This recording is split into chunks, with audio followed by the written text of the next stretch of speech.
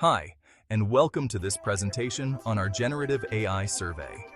Today, we'll explore how high school and college students are using generative AI tools, and how this is impacting both their education and the future job market.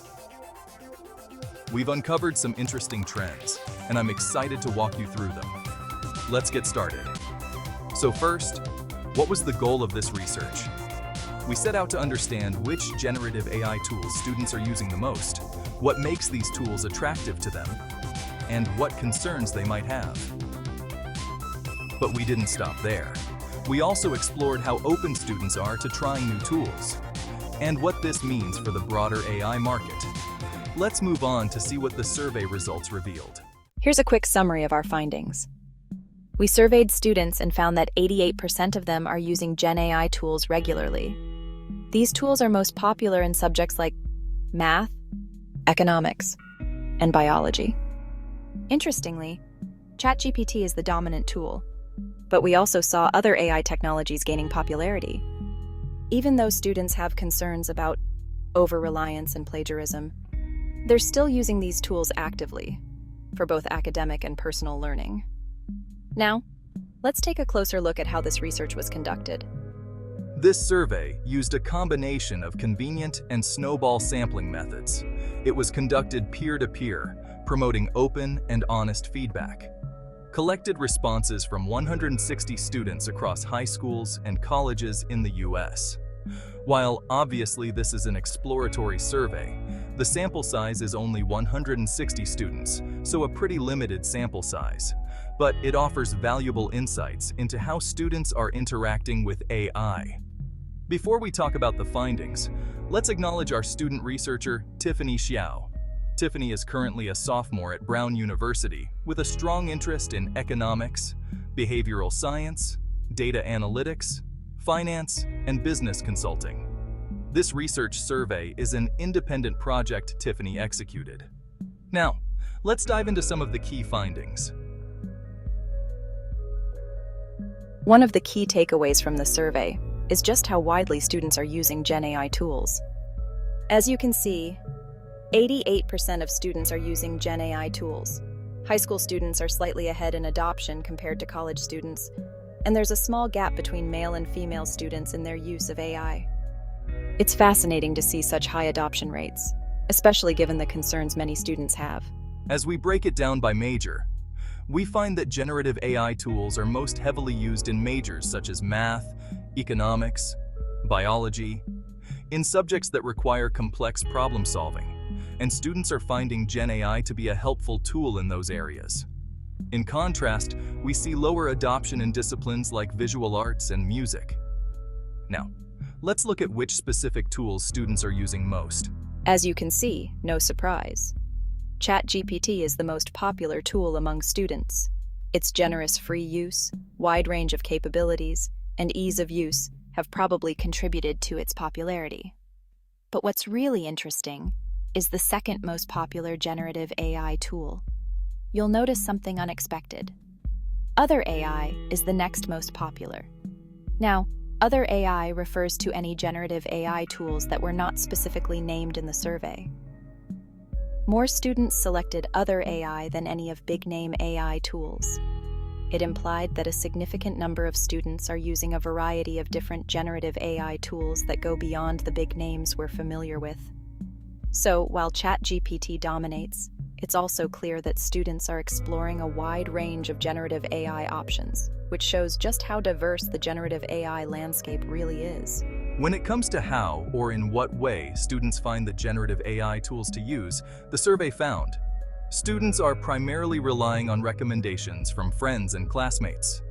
So it looks that peer-to-peer influence plays a major role in how generative AI tools are adopted among students. Online research and social media also play a part, but not the most significant. Teacher recommendation is even less important. It's an interesting reminder that generative AI adoption among students can often happen through such very informal networks. The survey found generative AI tools are making a real difference in students' learning experiences. Over half of the students indicated that generative AI tools are helping them academically, particularly in subjects like computer science, math, and history. Generative AI is becoming an essential part of the college and high school students' learning process. They help students comprehend complex subjects more easily. But as helpful as the generative AI tools are, students have many concerns about using GenAI. And that's what we'll look at next. Despite the widespread use of generative AI by students, they do have a lot of concerns. The survey found the leading concern is not about plagiarism or breaking school rules or policies. Guess what? It is over-reliance on the generative AI tools. Secondary concerns are worries about plagiarism and violating school rules. Privacy concerns are less prominent. What's really significant is this. Even though students have widespread concerns about using GenAI tools, they are no signs that the students are slowing down the use of generative AI. Now, let's look at what features in generative AI tools make them more appealing to students. The survey show it boils down to two main attractive features. First, free use or low cost. Second, easy to use or user-friendliness. These two features are the most common responses from student generative AI users. This implies that accessibility is the key. Students prefer tools that don't require a lot of technical knowledge to use them and won't break the bank. So it seems even if an AI tool has tons of features, if it does not offer sufficient free usage or trial time, it may have a difficult time to attract or keep its new users from leaving.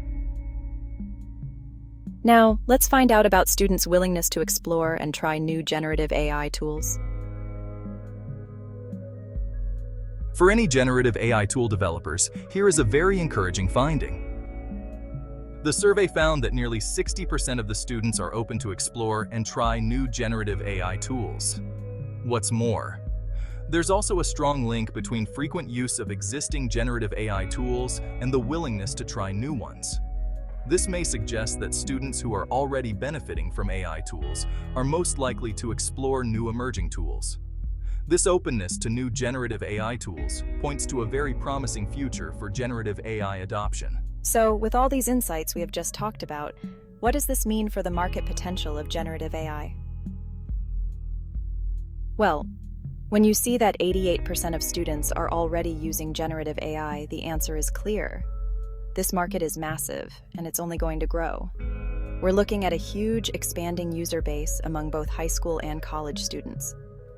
But here's where it gets really interesting. And students aren't just sticking with what AI they are using now. Their willingness to try new AI tools shows us that the generative AI landscape is constantly evolving and full of opportunities. What are the key market expansion or growth drivers? It seems that generous offer of free use or trial, low cost and easy to use, they are the major factors. What is very significant is that despite concerns about over-reliance or plagiarism, these factors aren't really slowing down AI adoption. This tells us that the future market potential is incredible for generative AI. For AI developers and businesses, this is an exciting opportunity to create more tailored, niche AI products that meet the needs of this dynamic and growing market. Let's talk about the generative AI equalizer effect. What is this AI equalizer?